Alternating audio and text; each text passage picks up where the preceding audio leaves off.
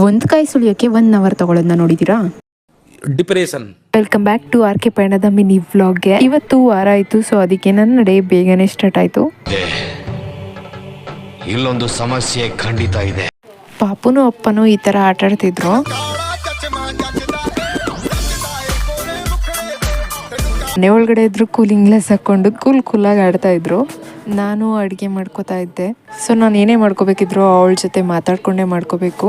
ಎಷ್ಟೇ ಬೇಗ ಇದ್ರು ಎಲ್ಲ ಕೆಲಸ ಮುಗಿಸೋ ಅಷ್ಟರಲ್ಲಿ ಸಂಜೆ ಆಗೋಗುತ್ತೆ. ಸಂಜೆ ವಾರ ಬೇರೆ ಇತ್ತು, ಅದಕ್ಕೆ ವಾರಕ್ಕೆ ರೆಡಿ ಮಾಡ್ಕೋತಾ ಇದ್ದೆ ಪೂಜೆಗೆ. ನನ್ನ ಕೆಲಸ ಏನೋ ಮುಗೀತು ಅಂತ ನಾನು ಪಾಪ ಆಟ ಆಡ್ತಿದ್ವಿ. ಬಟ್ ನಮ್ಮಮ್ಮ ಕಾಯಿ ಸುಳ್ಕೊಡು ಅಡುಗೆ ಮಾಡಬೇಕು ಅಂದ್ರು. ಕಾಯಿ ಸುಳಿಯೋಕ್ಕೆ ಅಂತ ಕೂತ್ಕೊಂಡೆ. ಆಲ್ಮೋಸ್ಟ್ 6 ಗಂಟೆಲಿ ಕೂತಿದ್ದಕ್ಕೆ 7 ಗಂಟೆಲಿ ಮುಗಿಸಿದ್ದೀನಿ. ನನಗೆ ಕತ್ಲೆ ನೋಡಿ ಶಾಕ್ ಆಗೋಯ್ತು. ಮುಂಚೆ ಸುಳಿತಾ ಇದ್ದೆ ಬೇಗ, ಬಟ್ ಇವಾಗ ಮರ್ತೋಗ್ಬಿಟ್ಟಿದ್ದೀನಿ ಅನ್ನೋ ಥರ ಆಗಿತ್ತು. ಸೊ ಆ ಎಕ್ಸೈಟ್ಮೆಂಟ್ ತುಂಬ ಇತ್ತು ನನಗೆ.